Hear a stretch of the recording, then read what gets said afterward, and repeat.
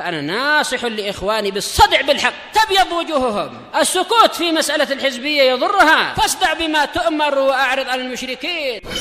سلامي على دماج ورجالها والشيخ يحيى ودار العلم يا سعد بانيها.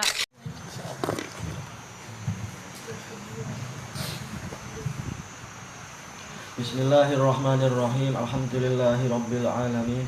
Asyhadu an la ilaha illallah wahdahu la syarikalah wa asyhadu anna Muhammadan abduhu wa rasuluh. Allahumma shalli ala Muhammadin abdika wa rasulik wa ala alihi wa ashabihi ajma'in, amma ba'd. Qala al-Imam Ibnu Katsir rahimahullah, mas'alah wa jumhurul ulama ala anna al-isti'adzata mustahabbah laisat bi mutahattimah. Kebanyakan ulama berpendapat bahwasanya isti'adzah itu mustahabbah.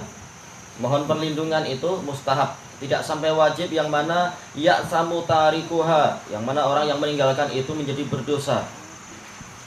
Berarti apa? Dia mustahab. Ini pendapat jumhur. Wa hakar Razi an Atha ibni Abi Rabah wujubaha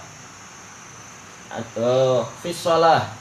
Adapun Ar-Razi menukilkan dari Atha bin Abi Rabah berpendapat bahwasanya isti'adzah wajib di dalam salat, wa kharijiha, dan di luar salat. Kullama aradal qiraah, setiap kali dia ingin membaca Al-Qur'an. Wa qala Ibnu Sirin idza ta'awwadza marratan wahidah fi umrih faqad kafa fi isqatil wujub.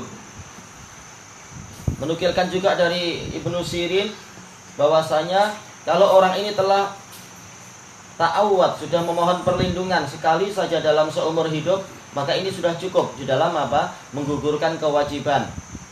Karena memang ayat-ayat yang ada menunjukkan apa? Perintah, asal dari perintah adalah wajib. Tapi kalau dia sudah pernah mengucapkan itu sekali seumur hidup, maka itu sudah cukup menurut Muhammad bin Sirin. Cukup dari apa? Gugurnya kewajiban. Adapun mustahabnya ya sering-sering isti'adzah, terutama ketika mau membaca Al-Qur'an dan yang semacam itu. Dari amalan yang disyariatkan di situ isti'adzah. Wa tajjar Razi li Atha bi dhahiril ayah fasta'id. Ar-Razi mendatangkan dalil untuk menguatkan Atha dengan apa? Zahir dari ayat. Fasta'id, mohonlah perlindungan. Wa huwa amrun zahiruhul wujub.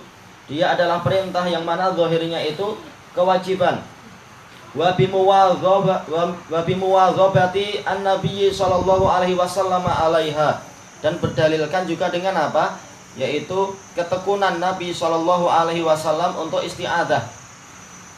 Tapi yang betul adalah apa? Semata-mata dilakukan oleh Nabi terus-menerus itu tidak menunjukkan wajib, tapi itu menunjukkan apa? Sunnah yang muakkadah. Perbuatan Nabi itu menunjukkan istihbab. Perbuatan yang terus-menerus menunjukkan apa? Istihbab yang muakkad. Selama tidak ada dalil yang menunjukkan adalah wajib. Ataupun dalil dari ayat tadi memang kuat sekali. Kalau dalilnya adalah dari fi'il amr tadi. Wali annaha tadra'u syarra syaitan, dan juga karena isti'adzah itu akan menolak keburukan setan. Wa ma la yatimul wajibu illa bihi fahuwa wajib, dan suatu perkara yang mana kewajiban itu tidak sempurna kecuali dengan dia, maka perbuatan itu adalah wajib. Dan ini adalah kaidah yang sangat kuat. Alasan yang lain, wali annal isti'adzah ahwat, dan karena isti'adzah itu lebih mendatangkan kehati-hatian. Wa huwa ahadu masalikil wujub, dan ini adalah salah satu dari langkah untuk mencapai kewajiban. Untuk kita tahu bagaimana sesuatu itu wajib, yaitu apa? Lihat mana yang lebih hati-hati. Wa qala ba'dhum kanat wajibatan 'alan nabiyyi sallallahu alaihi wasallam duna ummati. Sebagian mereka mengatakan itu wajib untuk Nabi, adapun untuk umat ini tidak wajib. Tapi ini pendapat yang keliru tentunya. Bahkan apa? Kita lebih harus isti'adzah daripada Nabi. Nabi dilindungi, sementara kita tidak terjamin itu. Harusnya kita yang lebih berlindung, lebih banyak mohon perlindungan. Wa hukiya an Malik annahu la yata'awwadhu fil maktubah wa yata'awwadhu li qiyami Ramadan fi awwali lailatin min. dinukilkan dari Imam Malik bahwasanya beliau tidak memohon perlindungan di dalam salat wajib.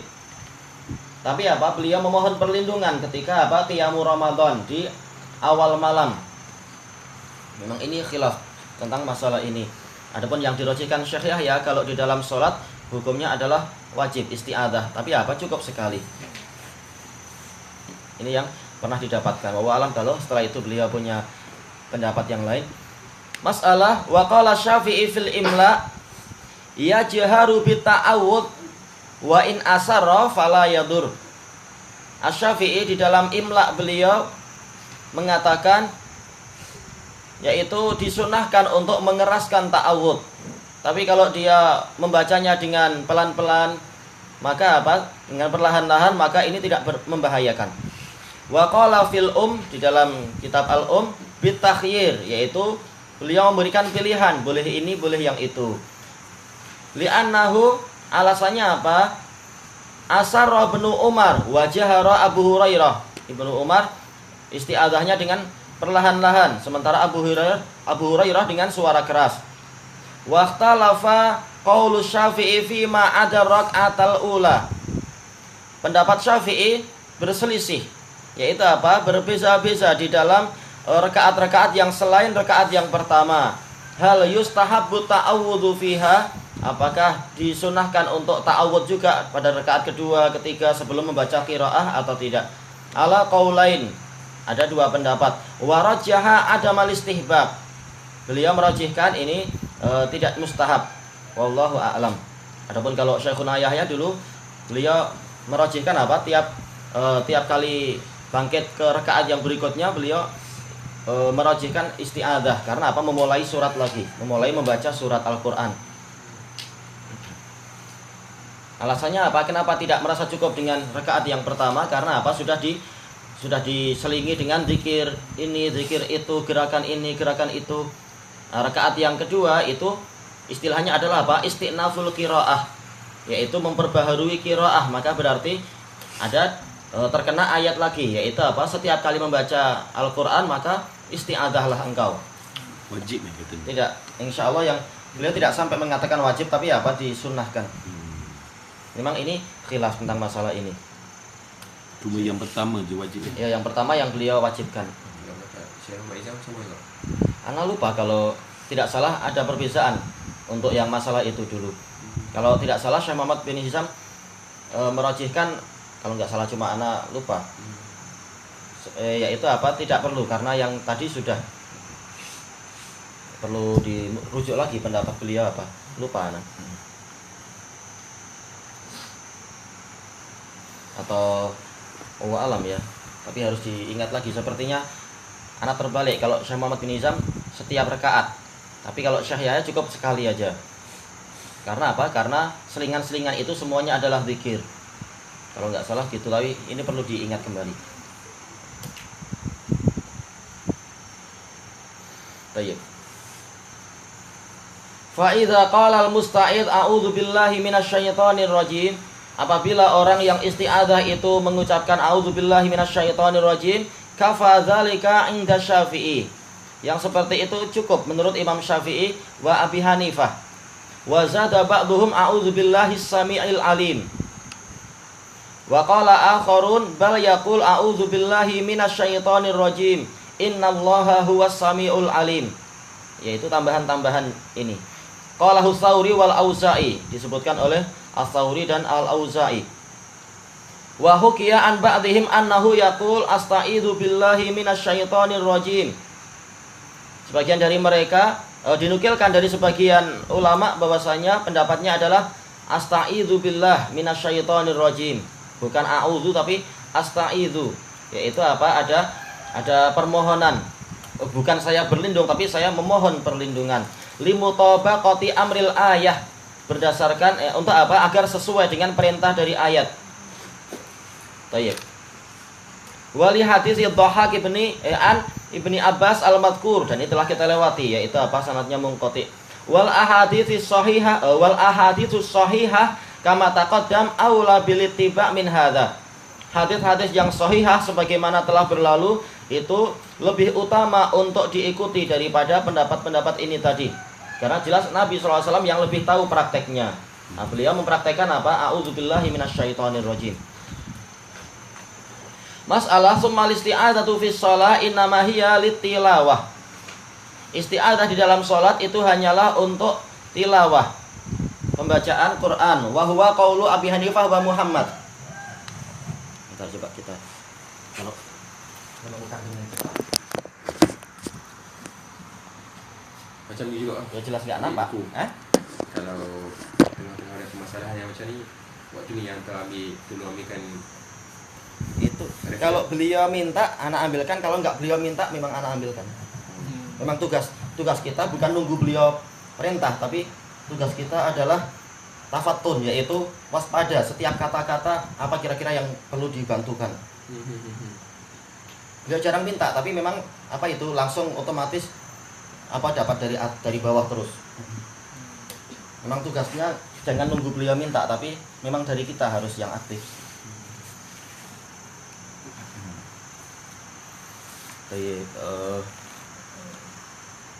Ini adalah pendapat Abu Hanifah dan Muhammad, yaitu Muhammad ibnul Hasan al-Ansari.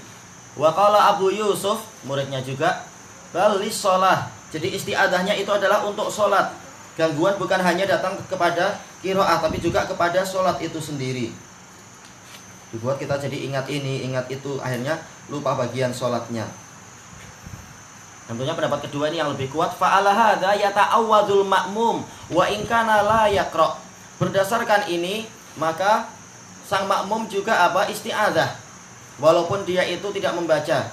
Wa yata'awwadzu fil id. Membaca juga di dalam sholat hari raya. Ba'dal ihram, setelah apa? Setelah yaitu takbir itu. Wa qabla takbiratil id. Sebelum takbir id yang 7 ataupun yang 6 dan sebagainya itu, yang 5.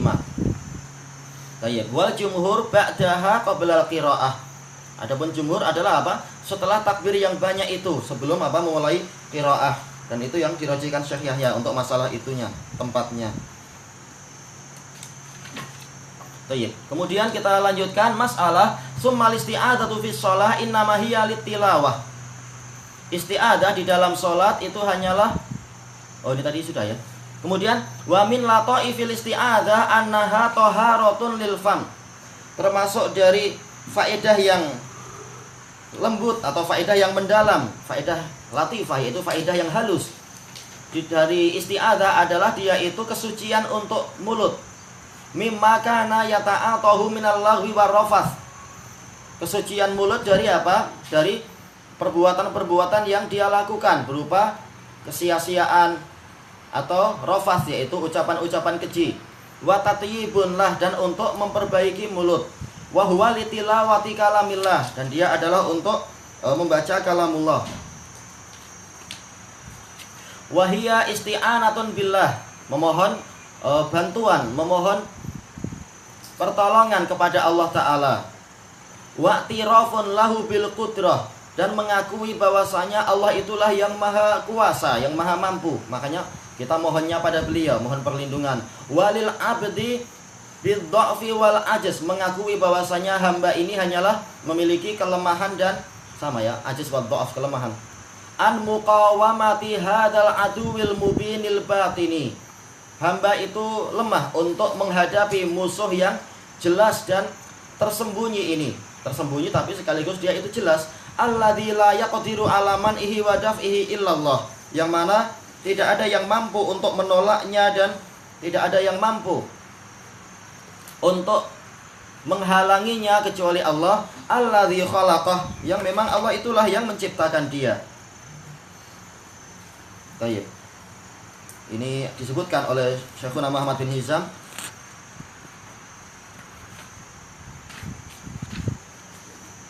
tentang hukum isti'adzah. Kata beliau, yang rajih memang mustahab secara umum. Untuk isti'adzah secara umum adalah mustahab. Adapun untuk setiap qiraah, kata beliau, yang rajih adalah memang setiap rakaat. Di setiap rakaat yang rajih adalah yaitu apa? Isti'adzahnya adalah setiap rakaat. Kenapa? Karena walaupun rakaat pertama sudah membaca isti'adzah, tapi karena dia sudah apa? Setelah itu sudah mengerjakan zikir-zikir yang lain, kalimat-kalimat yang lain, dan amalan-amalan yang lain. Tayyib. Dan juga berdasarkan dohir dari ayat, setiap kali membaca maka isti'adzah. Adapun masalah keras ataukah pelan-pelan, maka apa? Yang rajih adalah pendapat jumhur, yaitu apa? Kita membaca dengan pelan-pelan, walaupun itu di dalam sholat yang jahriyah. Ya, alhamdulillah. Makanya buktinya apa? Tentang hadis-hadis yang membicarakan masalah sifat sholat Nabi, jarang para sahabat menyebutkan Rasulullah memulai dengan isti'adzah, menunjukkan apa? Rasulullah membacanya pelan-pelan, perlahan-lahan, tidak apa keras. Tayyib. Adapun masalah isti'adzah qabla al-qiraah, ini yang beliau rajihkan, bukan apa setelah qiraah. Tayyib. Nah, untuk syahriyahnya adalah apa? Yaitu bacaannya hanya sekali saja, yaitu di rakaat pertama. Rakaat kedua dan ketiga ikut dengan yang pertama saja. Tak payah baca. Tak payah. Yang pertama sudah cukup kata beliau. Karena apa? Ini semua bersambung kata beliau. Oh, alam yang rajih adalah pendapat yang dirajihkan Syekh Muhammad bin Hizam di situ. Tayyib. Kemudian disebutkan di sini wala yaqbalu musana'ah wala yudara bil ihsan. Yang mana setan ini, musuh yang memang sangat jelas ini, dia tidak akan pernah menerima musana'ah, yaitu perdamaian. Wala yudara bil ihsan, tidak mungkin dia itu dipergauli dengan kebaikan. Kita berbuat baik ataupun buruk, tetap dia akan menyakiti kita. Setiap hari dia dapat makanan dari kita, dari apa? Butiran-butiran makanan yang jatuh dan kita biarkan, tetap dia nggak bersyukur, bahkan apa? Menggunakan itu untuk semakin melawan kita. Bi khilafil aduwi min nau'il insan, berbeza dengan musuh dari jenis manusia. Masih mungkin untuk apa? Diajak damai, masih mungkin untuk dirasuah, akhirnya jadi teman baik dan seterusnya. Rasuah tapi niat yang baik. Kama dalat ala dzalika ayatun minal Qur'an, sebagaimana itu ditunjukkan oleh ayat-ayat dalam Al-Qur'an fi salasin minal ma'ani.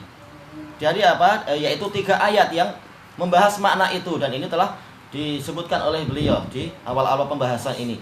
Wa qala ta'ala inna ibadi laisa laka 'alaihim sultan. Allah Ta'ala berfirman, sesungguhnya para hambaku, engkau tidak memiliki kekuasaan terhadap mereka. Wa kafa bi rabbika wakila, dan cukuplah Rabbmu itu sebagai yang mengurusi. Tayyib. Wa qad nazalatil malaikatu limuqatalatil aduwil basyari. Para malaikat telah turun untuk memerangi musuh yang bersifat manusia, menolong kaum mukminin menghadapi apa? Pasukan perang Badar, menghadapi pasukan perang Hunain dan yang lain-lain itu. Dan bahkan apa? Dalam perang Uhud dan hampir di semua peperangan ketika apa? Rasulullah SAW masih hidup. Tayyib. Kemudian faman qatalahul aduwul zahiru al-basyari kana syahida. Orang yang dibunuh oleh musuh yang zahir, yaitu manusia, maka dia mati syahid. Wa man qatalahul aduwul batini kana torida. Bukan syahidan tapi toridan. Barang siapa dibunuh oleh musuh batini, yaitu setan, maksudnya adalah kalah dalam perang melawan setan, berarti dia terusir dari rahmat Allah. Maksudnya adalah apa? Dia jadi hamba setan. Bukan terbunuh betul-betul dibunuh. Kalau betul-betul dicekik dan mati, ini mati syahid. Tapi maksudnya adalah apa? Akhirnya dia jadi takluk dan tunduk pada setan. Nah, jelas dia memang jadi temannya setan kalau seperti itu.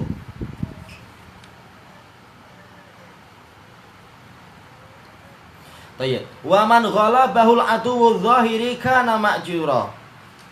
Orang yang dikalahkan oleh musuh yang zahir, yaitu apa? Kita sudah berjihad tapi memang kita kalah tenaga, kalah bantuan dan seterusnya, maka kita tetap dapat pahala. Wa man qaharahul aduwwul batini kana maftunan au mauzura. Orang yang dikalahkan oleh musuh yang bersifat batin ini, yaitu setan, maka dia akan terfitnah dan dia itu akan tertimpa dosa, yaitu tunduk pada setan. Walamma kana syaitanu yaral insana min haitsu la yarah, manakala setan itu memang mampu melihat manusia dari arah yang mana manusia tidak mampu melihat setan, ista'adza minhu billadzi yarahu wa la yarahu syaitan. Manusia disyariatkan untuk berlindung kepada zat yang melihat setan dan setan tidak mampu melihatnya, yaitu Allah Ta'ala. Masya Allah, ini cara penafsiran yang bagus kalimatnya. Tayyib. Ilahuna wallahu a'lam.